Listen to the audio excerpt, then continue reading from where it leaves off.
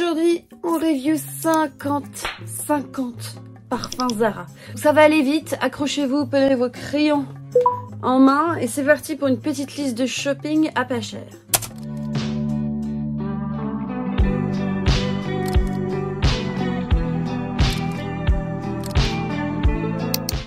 Bonjour, moi c'est Clémence. Aujourd'hui on parle de parfums comme d'habitude.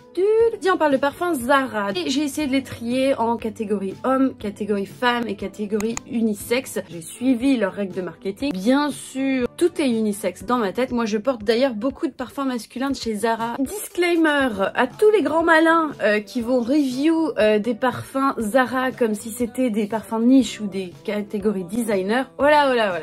Vous allez dépenser entre 10 et 30 €. Vous ne pouvez pas vous attendre à quelque chose qui sente pas le synthétique, qui sente pas générique et qui va potentiellement ne pas tenir beaucoup sur votre peau. C'est normal. Bah ouais, mais tu t'attends à quoi? Des ingrédients naturels à 10 livres? Non.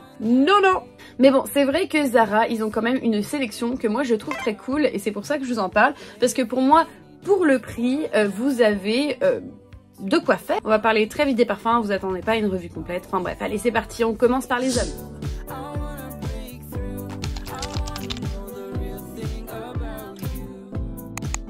Le classique qui s'appelle For Him.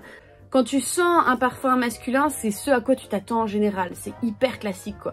Tu vas sentir un boisé, un petit peu légèrement spicy derrière. Pour le bureau, le travail, ce que tu veux, ou tous les jours, tu vois. Il y a un petit côté code, Armani Code, je trouve. Il y a un petit côté un peu plus sweet avec le temps qui vient, mais bon, c'est très léger. Donc voilà, c'est un classique. Voilà, tu sais pas quoi porter, bah tu portes ça, ça va très bien. Et franchement, il est pas mal fait pour le prix. Moi, c'est pas mal. Après, je trouve que la performance, et j'en ai parlé à des amis à moi, la performance c'est un peu naze. Le prochain c'est Yomo. Alors Yomo, on est sur normalement un ambré avec des notes fraîches et aromatiques. Ça sent un petit peu dans la même vibe qu'un 1 Million parce que c'est vrai que je trouve que quand tu sens le parfum, premièrement il t'attaque au visage, ça t'explose dans la figure. Après ça descend très vite au niveau de la tenue. Pour un public un peu plus jeune. Prochain c'est Lisboa, donc vous avez toute une collection avec les villes et alors pour moi ce sont des collections qui valent le plus le coup dans les parfums hommes, femmes et unisex de toute façon. Un frais citron, très versatile, tu peux le porter n'importe quand en fait, été, printemps, donc voilà c'est un bon investissement. Fleur blanche qui va venir... pas dissoudre le parfum mais le mettre un peu plus doux vers la fin. Moi ça me fait penser à un Codijo parce que c'est vraiment très frais. Voilà, moi je trouve ça très sympa. Ensuite vous avez le London. Alors London mais faire je sais pas quoi, là ils vont zoomer tous les quartiers les plus chics. Qu'est-ce qui se passe? Qui tape à la porte? Tous les quartiers les plus chics de Londres, bref. Vous êtes sur un iris donc c'est très poudré. C'est dans les vibes un petit peu d'Yves Saint Laurent Y pour moi ou même tu vois Dior, un petit côté légèrement frais au début. Alors ça doit être la menthe certainement, mais moi je trouve que vraiment c'est l'essence du parfum qui va te donner des compliments tout de suite. D'ailleurs j'en ai parlé à certains des hommes pour les parfums Zara et c'est vrai qu'ils me disaient que celui-là bah tout de suite voilà ça pulse, voilà moi je le trouve très bien hein, celui-là. Copper Orange, donc là on est sur un aromatique frais. Quand je dis aromatique c'est vous avez des notes de rosemary. Comment est-ce qu'on dit notes de rosemary en français? Je ne sais plus, j'affiche ici maintenant. Je trouve qu'il a un petit côté un petit peu métallique vers la fin, moi c'est pas trop mon genre. Prochain c'est Silver. Alors moi Silver, je vous le dis tout de suite, il y en a deux, la Silver and Gold. Franchement, j'accroche pas vraiment. Je trouve que vraiment là pour le coup, t'as vraiment ce côté très générique et hyper synthétique qui ressort, alors que je trouve que les autres, vous avez moins ce côté Silver. Ça va être vraiment le côté décontracté pour aller au bureau, mais franchement, je trouve qu'il est inutile pour moi. Désolée.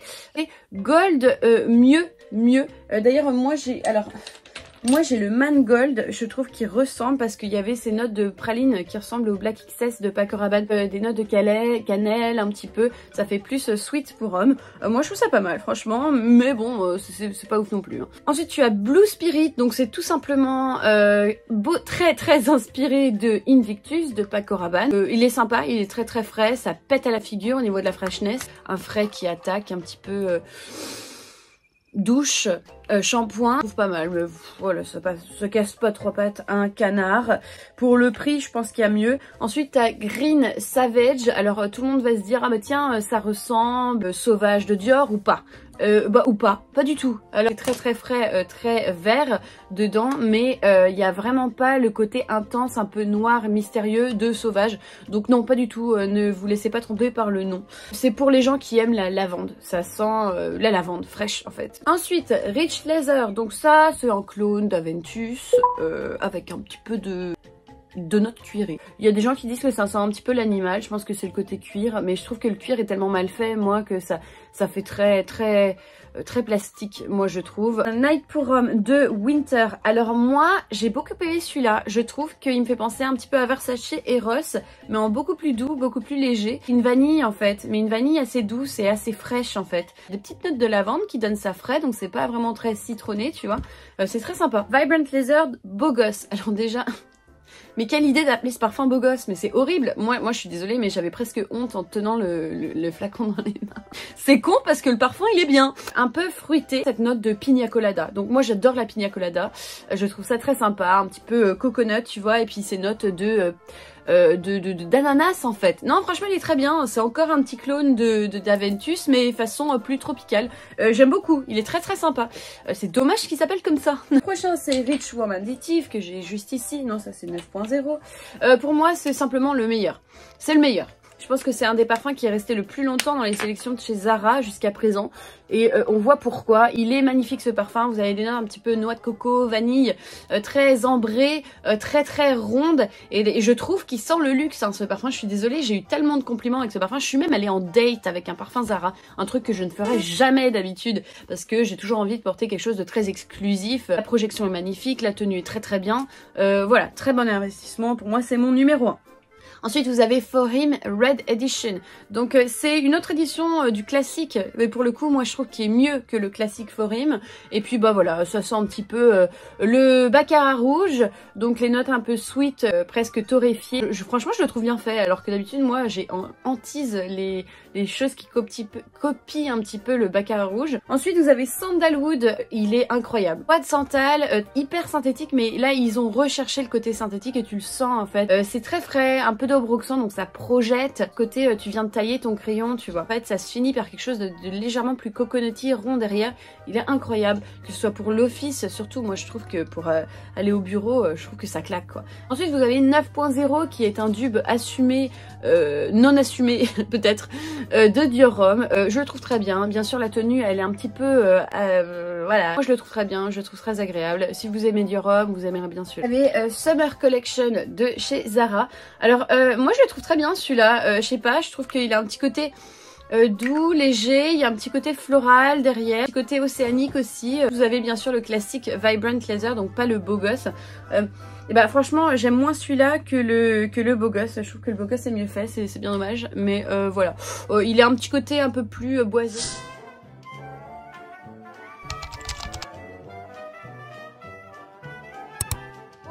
On a le Fabulous Sweet. Alors celui-là, ça va être des notes de poire et puis de la vanille très crémeuse. C'est très sucré et franchement moi je l'ai bien aimé. Moi qui n'aime pas du tout les parfums sucrés, ça fait très girly hein, bien sûr, ça fait un peu barbe à papa si tu veux. Je trouve ça assez sexy, très féminin. Voilà, pour tous les jours quand tu veux un sucré, je trouve ça pas mal. Pour le prix, fonce. Ensuite, tu as Rose Gourmand. Rose Gourmand que j'ai beaucoup aimé aussi. Un peu plus léger au niveau de la projection. Il n'accrochait pas du tout ma peau. Mais par contre, vous avez des notes de rose rouge avec de la vanille. T'as un petit côté confiture, moi je trouve, dans la rose très opulent. Tu sens bien que c'est de la rose rouge. Très sympa. Moi je trouve que pour le prix, vous en avez pour votre argent. Endless Oud. Alors je crois que c'est le seul parfum de toutes les collections Zara que je vous dis non. À fuir, n'achetez pas ça. En fait, t'as l'impression que t'as envie de le prendre puisque ça s'appelle Oud. Oud, on sait bien que c'est un parfum qui a une connotation très luxueuse. Pas du tout. Alors là, c'est vraiment très mal fait. D'ailleurs, je trouve que quand on commence à prendre des notes de synthétique Oud, je trouve que ça craint. J'explique opulence maintenant. Donc là on est plutôt sur des notes d'iris assez fruitées et assez sweet aussi. Franchement voilà, c'est votre parfum rouge à lèvres. Il ressemble un petit peu à La Vie est belle mais avec des notes un petit peu plus de poudre poudre de bébé. C'est sympa. Golden Decade. Alors là, la particularité, c'est qu'on va être sur quelque chose d'assez frais, mais à la fois assez intense au niveau de la vanille. Moi, ça me fait beaucoup penser à Yves Saint Laurent Libre, surtout le intense. Vous avez une tenue qui décolle. En tout cas, moi, je trouve la tenue très bien. Veux-tu bien te focus sur moi? C'est ma tête. Voilà. Sublime Époque. Sublime Époque, c'est des notes de tubéreuse à fleurs très crémeuses. Un peu solaire. Des petites notes un petit peu de bubblegum derrière. Il est assez frais au début, donc c'est agréable, ça casse un petit peu le côté bubblegum. Je pense que c'est un parfum très sympa pour tous les jours, donc je dis oui, à tester, franchement il est pas mal. Femme, je le trouve un peu inutile, franchement je passe.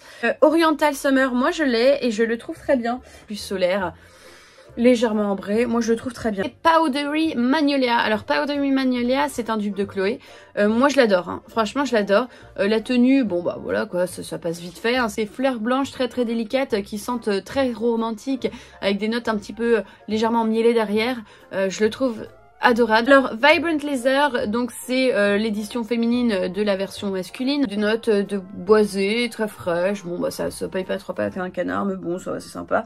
Et ensuite vous avez Gardenia. Alors Gardenia, c'est un peu un dupe de Black Opium, moi j'ai pas trop aimé. Lightly Bloom, inutilité de ce parfum, c'est des fleurs délicates, mais franchement ça vaut pas le coup pour le prix.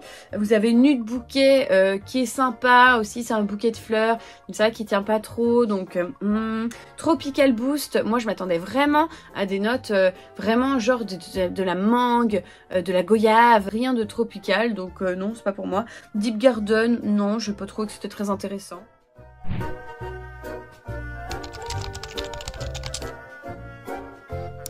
La plupart des collections unisex ont été créées par Jo Malone et ça se voit. Vraiment les collections qui pour moi sont les plus intéressantes. Jo Malone c'est une parfumeuse incroyable, elle a vraiment un talent et pour le coup moi je trouve que Zara ils se font des en or avec cette petite dame. Pour te dire, ton packaging est vraiment beau.